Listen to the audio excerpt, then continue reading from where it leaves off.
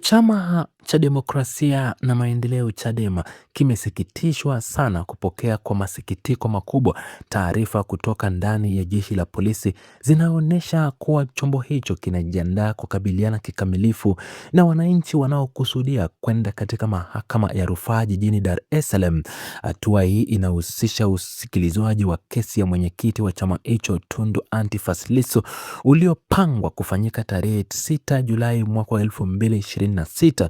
Kupitia vyanzo vyake vya uhakika na vinavyoaminika, chama hicho kimebainisha kupokea maelezo ya kina kuwa askari wa kanda maalum ya Dar es Salaam tayari wamepewa maelekezo rasmi ya kufanyika ama ya kufika mahakama hapo kwa idadi kubwa sana, wakiwa na sana mbalimbali za kijeshi kwa ajili ya kukabiliana na raia watakaojitokeza.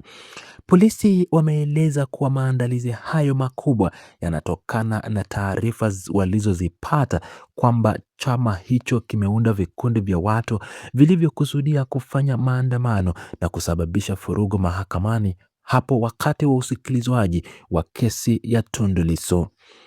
Uongozi mkuu wa Chadema umetoa ufafanuzi wa kina kwa jeshi la polisi, ukielezea kwa uwazi kuwa taasisi hiyo haijatayarisha kikundi chochote cha kufanya maandamano wala kupanga uchochezi wa aina yoyote ile kabla, wakati na baada ya shauri la kiongozi wao mkuu. Chama kimechukua fursa hiyo kukanusha rasmi na kutaka nguvu zote za taifa za taarifa hizo, kukitaja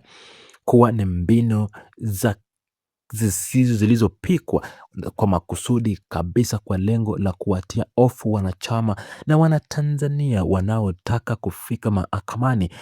ili wasijitokeze, huku kikitaja kuwa hatua hiyo inalenga pia kuchafua taswira ya taasisi hiyo mbele ya jamii ya kitaifa na kimataifa.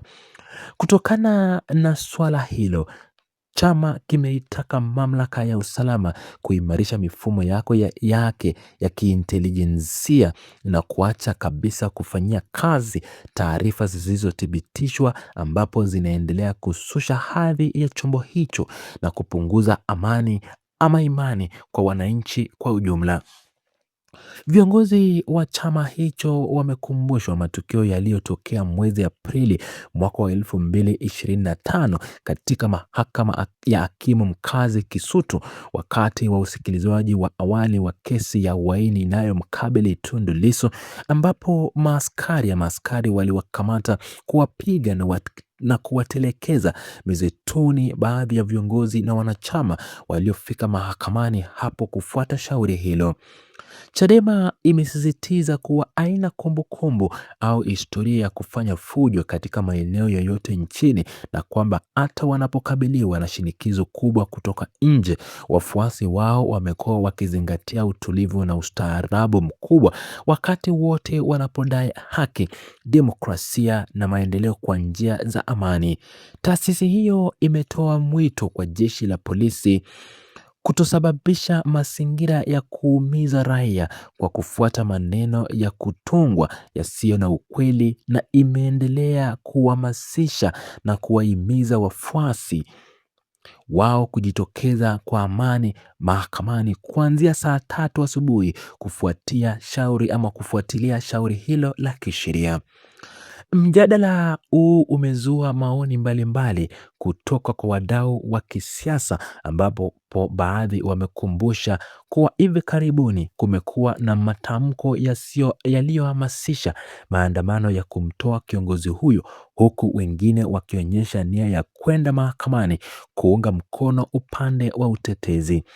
Washauri wa masuala ya kisiasa wanaeleza kuwa chama hicho kinapaswa kuchukua hatua za haraka kwa kuitisha mikutano na vyombo vya habari na kuweka wazi msimamo wao endapo kutatokea uwezekano wa watu waliohusika ama kunapotokea uwezekano wa watu wasiohusika kuvalishwa sare za chama hicho na kufanya uhalifu kwa lengo la kuhalalisha nguvu za dola. Kuna madai pia yanayoashiria kuwepo kwa operesheni za kipolisi zinazolenga maeneo ya utengenezaji wa vifaa na alama za chama hicho, jambo linalotajwa kuwa linaweza kutumiwa vibaya kisiasa. Wakati huo huo, sehemu ya wachambuzi inaona kuwa mivutano hiyo itatumika kama fursa ya upotoshaji kutoka pande zote mbili, na kwamba mara nyingi washitaki wamekuwa wakishindwa kutoa ushahidi thabiti pindi wanapohitajika kufanya hivyo mahakamani. Hatua hizi za sasa zinaleta picha kamili jinsi mvutano wa kisheria na kisiasa inavyozidi kuchukua nafasi mpya nchini, hasa wakati maandalizi ya shughuli za kimahakama yanapogubikwa na hofu ya kiusalama kutoka kwa vyombo vya dola. Jeshi la polisi kanda maalum ya Dar es Salaam limeendelea kuweka doria na mbinu za kiulinzi, huku kukiwa na msisitizo mkubwa kutoka kwa viongozi wa upinzani kuwa uwepo wa askari wengi wenye zana na za kivita mahakamani unalenga tu kuzuia haki ya raia kushuhudia mwenendo wa kesi wa kiongozi wao. Hali hii inatarajiwa kufika hatua muhimu siku za usikilizwaji wa shauri hilo, wakati pande zote mbili zitakapokutana mahakamani, huku macho ya umma na jumuiya ya kimataifa yakielekezwa katika mahakama ya rufaa kuona jinsi shauri hilo itakavyoendeshwa chini ya ulinzi huo mkali uliotangazwa.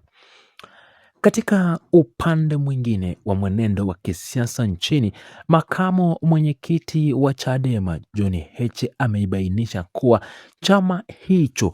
kipo katika kiwango cha juu cha kukubalika na kuungwa mkono na jamii kuliko kipindi kingine chochote katika historia yake na ya kisiasa tangu kuanzisha kwake. Ameeleza kuwa nguvu hiyo inatokana na mtazamo wa wananchi kuwa taasisi hiyo ndilo tumaini pekee lililobaki la kisiasa nchini, akitofautisha miundo vya vyama vingine ambavyo amevitaja kuwa havina uhai wa kiutendaji katika ngazi ya msingi. Heche amefafanua kuwa tofauti na taasisi zilizotegemea ulinzi wa ofisi ya msajili wa vyama vya siasa au mifumo vya kidola, chama chao kimefanikiwa kujenga matawi thabiti kuanzia ngazi ya kitongoji, vijiji, kata, wilaya, majimbo hadi mikoa kote nchini, ikiwemo maeneo ya Tarime, Tumbo, Pemba na Kigoma. Kuhusu shutuma zinazomwelezea kama mwanasiasa mgumu kushaurika na mwenye msimamo mkali usiobadilika kwa urahisi, Heche amejitetea kwa kueleza kuwa kila wakati na kila mtu ana haki ya kuwa na msimamo na mtazamo wa kisaikolojia, lakini anasisitiza kuwa msimamo wake unalenga kusimamia ukweli na kupinga uongo wakati wowote. Ameweka wazi kuwa hawezi kukabili ama kubadili ukweli unaofahamika hata kukiwepo na shinikizo kubwa kutoka mamlaka au sehemu nyingine yoyote, ingawa yote yuko tayari kuunga mkono hoja yoyote yenye mashiko pindi inapojengwa juu ya misingi sahihi na wazi. Kiongozi huyu amebainisha kuwa tabia hiyo ya kushikilia misingi inayoamini ndiyo inayotafsiriwa na wakosoaji wake kama ugumu wa kupokea ushauri, wakati kiuhalisia ni uaminifu mkubwa wa misingi ya ukweli ulio wazi.